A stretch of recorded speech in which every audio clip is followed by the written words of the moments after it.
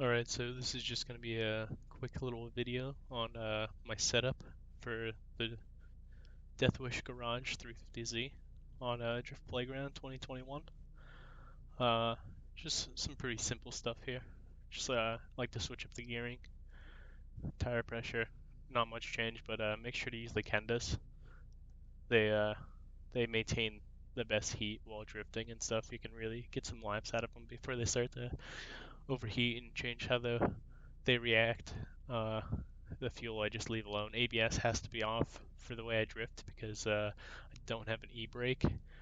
For the alignment, you can mess with the settings here, but make sure you look over to the right because the car status over here is the one that actually matters, and the alignment over here is actually just the values for the mod itself or the vehicle itself. So the values here and here will not be the same between different cars. So if you want to set up one car the same as a different car, you're going to want to make sure to, when you change the values here, you're going to want to make sure to look to the corresponding side.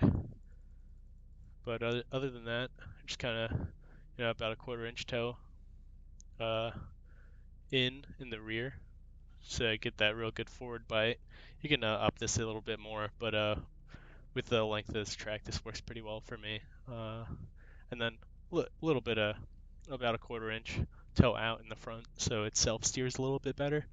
You can up this value and make this more negative. Oh wait, that's more positive. Make this more negative over here, and you'll get a little bit better self steer. But that's about where I like to keep it. Don't believe I mess with the diff preload, but this will affect how your car reacts when you're off throttle. When you go from full throttle to being off throttle, uh, it'll change the way it snaps uh, and oversteers when you lift off. But yeah, other than that, I think I lift the height a little bit, but I'm not sure. I guess it doesn't really matter. I just don't like the when it looks like it's tearing through the fenders on the simulator because it's not very real. But yeah, so I play with tire blankets on just so that I don't have to warm up the tires. But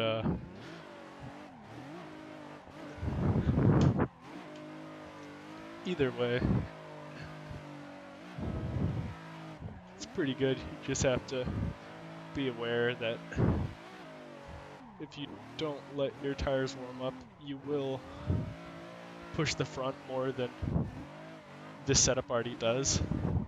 I like to have a lot of rear grip so that I can kind of push the front around because all my control comes from my braking and acceleration. Since I don't have an e-brake, it's either all the wheels are locked or none of the wheels are locked. The fronts lock a lot easier as well because I have the brake bias above 70%, but that's just so I can really manipulate the rear of the car when I hit the left foot brake.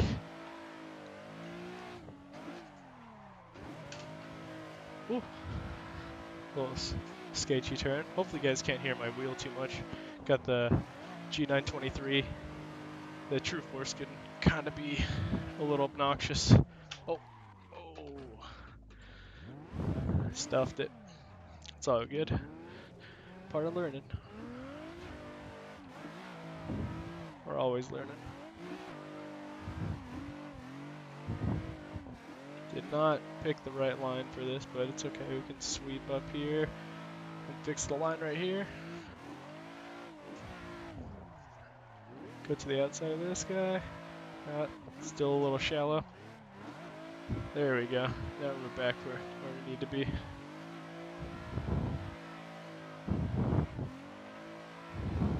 There's some big angle right there. Tap the brake a little bit. Like to come in wide so I can get a little bit of extra gearing because this is barely enough wheel speed for this track. But I like not having to change gears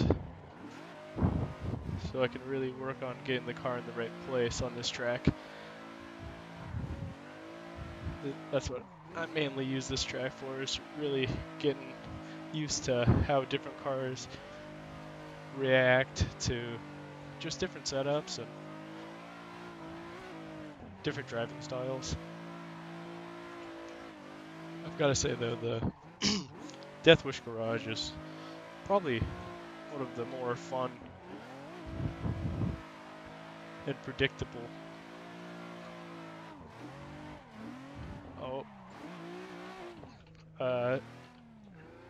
It's one of the more predictable drifting packs. So, I really like the front end grip on this. You really get good feedback from the wheel. So you can really tell when the tires are scrubbing from either a backwards entry or diving into a corner. You really tell the pressure that is being applied to the car, and it really lets you get some good communication with it. Like, I just have the cheapo Logitech wheel, and this thing really changes the game. The WDT and the Gravy Garage cars are fun, but I feel like this is a bit more realistic when it comes to the front end grip. Maybe not with everything, but I feel like these are pretty consistent.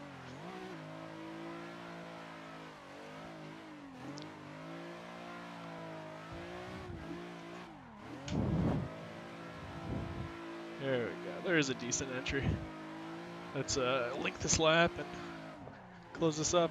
Hopefully some of you guys can try this out and let me know in the comments what you guys think of the setup. Maybe if you guys got some adjustments and stuff that you guys would like me to try out, just let me know. We can make it happen. Maybe try some different tracks. I've just been messing around with this track and just some ones in California, since those are close to where I am.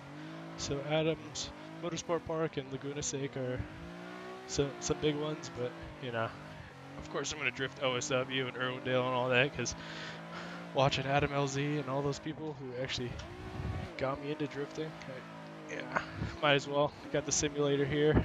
I have the technology, so might as well use it to my advantage. Thanks for watching. Make sure to hit like and subscribe. Turn on that notification bell. Drop a comment.